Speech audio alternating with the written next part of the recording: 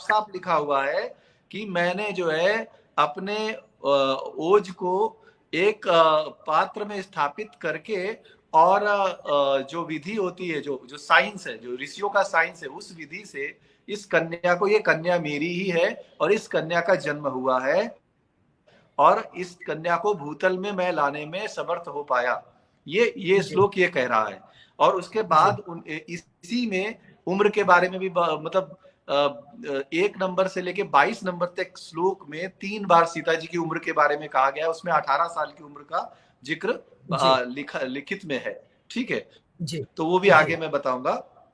उसके बाद शिव पुराण के पार्वती खंड का भाग 2 में श्लोक 29वां कहता है, धन्या प्रिया द्वितीया तुम योगिनी जनकस्य च तस्या कन्या महालक्ष्मीर नामना सीता भविष्यति।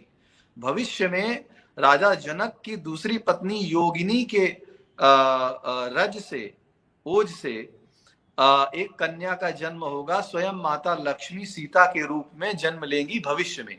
ये बात जी शिव पुराण में भी कही गई है। तो दोनों से ये जी सिद्ध हो जाता है कि हमारी जो उन्नत विधि थी, जो जो इसकी क्या बोलते हैं कि बच्चे पैदा करने के लिए जो हमें नियोग विधि जो हम बताते हैं, जिससे कि जी बिना योग के हम भ्रूण को डालते हैं गर्भ में, और गर्भ में डालकर फिर हम जो है उसको या तो संतान उत्पन्न करते हैं, या फिर जो है हम टेस्ट ट्यूब बेबीज करते हैं, और या तो जो जी है हम क्लोनिंग भी करते हैं।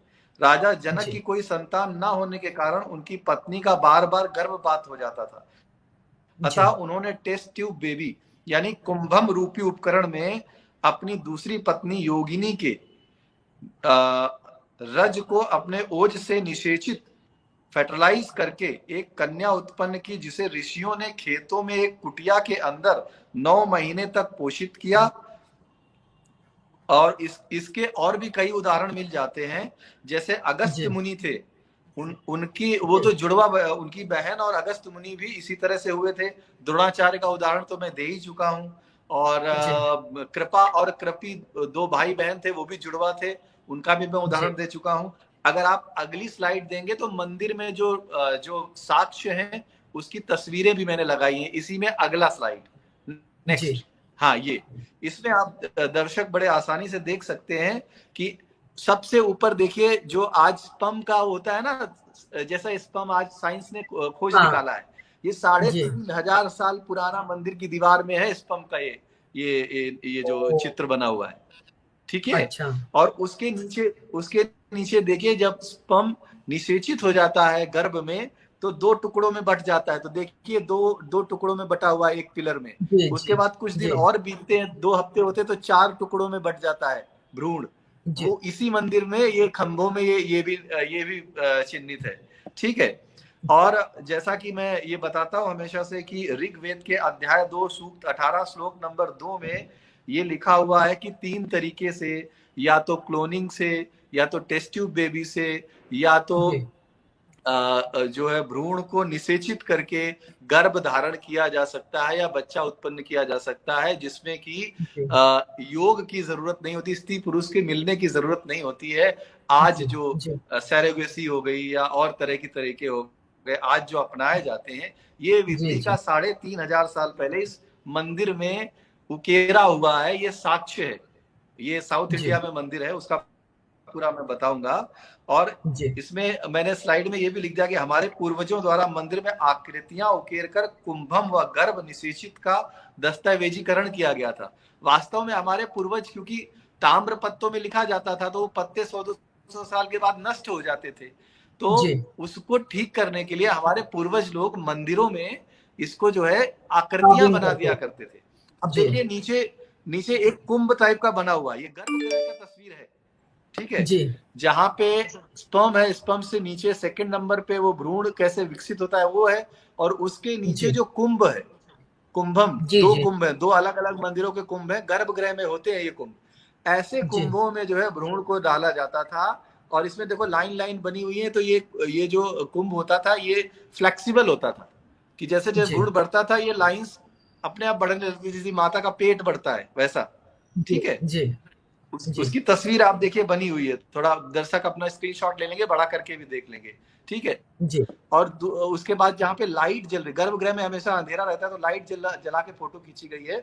उसमें देखिए जी दो रेड रेड वो नॉब जैसे बने हुए, खोलने के जैसे, जैसे वो कुंभ को खोला जाता है, ठीक है। जी। तो एक तरफ से उसमें पोषण डाला जाता था और एक तरफ से जो है अवशिष्ट को निकाला जाता था, यानी कि जो 9 महीने तक उसकी प्रक्रिया होती थी ना, तो उसमें जी पोषण जी जाता था और अवशिष्ट जी। निकलता भी था। जैसे माँ के गर्भ से वो अपने हाँ पेट हाँ। को सफाई करती, उस तरह से उसकी सफाई भी जी होती रहती थी ऑटोमेटिकली। तो ये पूरे जी यंत्र जो है बने हुए हैं। इसके बगल में देखिए हमने दिखाया है कि एक कुंभ से एक बच्चा निकल रहा है, और आज टेस्ट ट्यूब बेबी जब निकलता है तो ऐसा तस्वीर होती है। ठीक वैसे ही जी कुंभ से एक बच्चा आधा निकला हुआ है और एक ऋषि उसके बगल में खड़े हुए, ठीक है। जी तो ये इस बात का प्रमाण है कि सीता जी का जन्म जो है कुंभ से हुआ था, घड़े से हुआ था, जो बात है वो सही है। और ये जो है टेस्ट ट्यूब बेबी के तौर पे हुआ था, ठीक है। जी तो जी ये तो हो गई उनके जन्म की कहानी। अब एक स्लाइड और आगे बढ़ेंगे।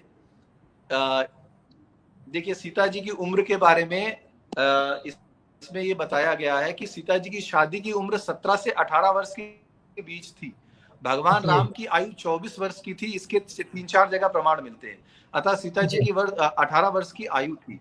अब मैं इसमें जी जैसे ऋग्वेद का 5-2-3 मैंने जो लिख दिया है, उसमें जी यह लिखा हुआ है कि माता पिता को चाहिए कि पूर्ण शास्त्र नियत ब्रह्मचर्य, शिक्षा, विद्या, युवावस्था और परस्पर प्रीति के बिना संतानों की विवाह ना करें। क्या क्या लिखा हुआ है कि शास्त्र की विद्या हो जाए, पूर्ण शास्त्र विद्या की तरह ब्रह्मचर्य का पालन हो, पूरी शिक्षा दीक्षा हो जाए। तो पूरी शिक्षा 18 साल तक हो पाती है, ठीक है। जी और जो है शस्त्र विद्या भी पढ़ाई जाए।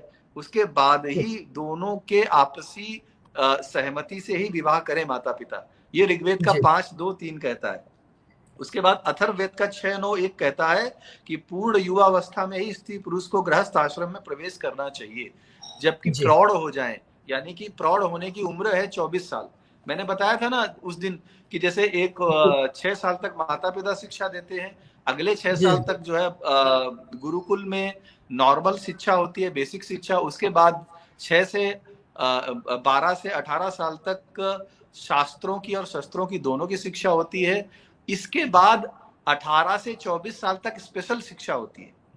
तो जी स्पेशल शिक्षा ना लेने के अगर कोई लड़की इच्छा जाहिर करती थी कि अब मुझे स्पेशल शिक्षा नहीं लेनी है, शस्त्र भी सीख लिए मैंने 6 साल शास्त्र भी सीख लिए, अब मुझे शादी करनी है, तो ही उसके माता पिता उसका स्वयंवर आयोजित करते थे।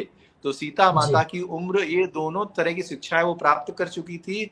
जी बाल कांड के सर्ग 66 में श्लोक 1 से 22 तक ये पूरा विवरण मिलता है कि माता सीता जो है पूरी तरह से प्रौढ़ हो गई थी और सारी शिक्षा दीक्षा उन्होंने ले ली थी।